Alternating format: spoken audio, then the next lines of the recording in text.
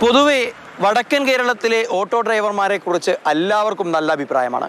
എന്നാൽ അതിനൊക്കെ തന്നെ അപവാദമാവുന്ന ചിലരെക്കുറിച്ച് കണ്ണൂർ നഗരത്തിൻ്റെ പലയിടങ്ങളിൽ നിന്ന് നിരവധി തവണ പരാതികൾ ഉയർന്നു വന്നിട്ടുണ്ട്. അതൊന്ന് നമ്മൾക്ക് നേരിട്ട് പരിശോധിച്ച് വരാം.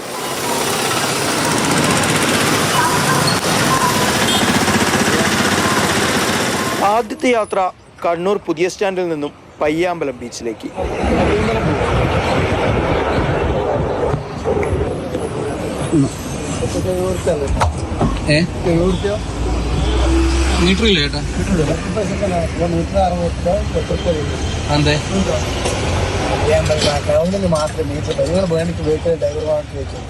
മറ്റൊരു ഓട്ടോയിൽ കയറി പയ്യാമ്പലത്തേക്ക് യാത്ര തുടങ്ങി.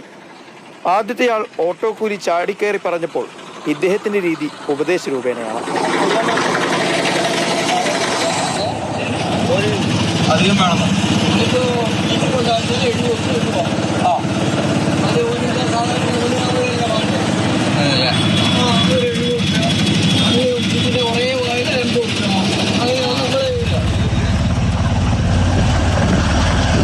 പയ്യാമ്പലം ബീച്ചിൽ അല്പസമയം ചെലവഴിച്ച ശേഷം അടുത്ത ഓട്ടോയിലേക്ക്.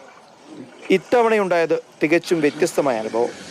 കൃത്യമായി മീറ്റർ ഇട്ടുകൊണ്ടുള്ള യാത്ര റെയിൽവേ സ്റ്റേഷനിലേക്ക്.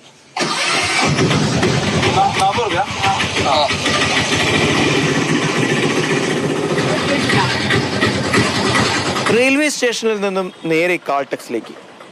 ഇവിടെയും കൃത്യമായി മീറ്റർ ഇട്ടുകൊണ്ട് മിനിമം ചാർജ് വാങ്ങിയുള്ള യാത്ര.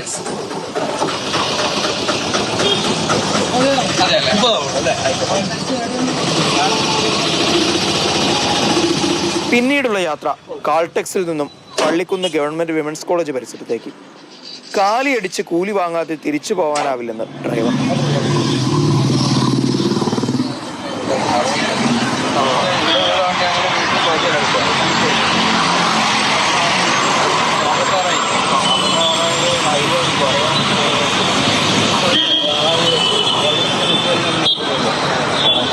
ഓട്ടോ ചാർജിലെ വ്യതിയാനങ്ങളെക്കുറിച്ച് കൂടുതൽ അറിയാനായി ഒരു ട്രേഡ് യൂണിയൻ നേതാവിനെ വിളിച്ചു. അവിടെ നിന്ന് കിട്ടിയ മറുപടി ഇതിലും രസകരം. കണ്ണൂർ ജില്ലയിലെ കണ്ണൂർ ടൗൺ ഒഴികെയുള്ള ഒരു സ്ഥലത്തും മീറ്റർ പ്രവർത്തിപ്പിച്ചിട്ട് ഓടുന്നില്ല. വായി കൊണ്ട് വർത്താനം പറയാൻ എത്ര പൈസയാണ് ആവും? നിങ്ങൾ മീറ്റർ ഇടണമെന്ന് പറഞ്ഞാൽ പണി നോക്കുന്ന പറയും അവിടെയുള്ള ഡ്രൈവർമാർ.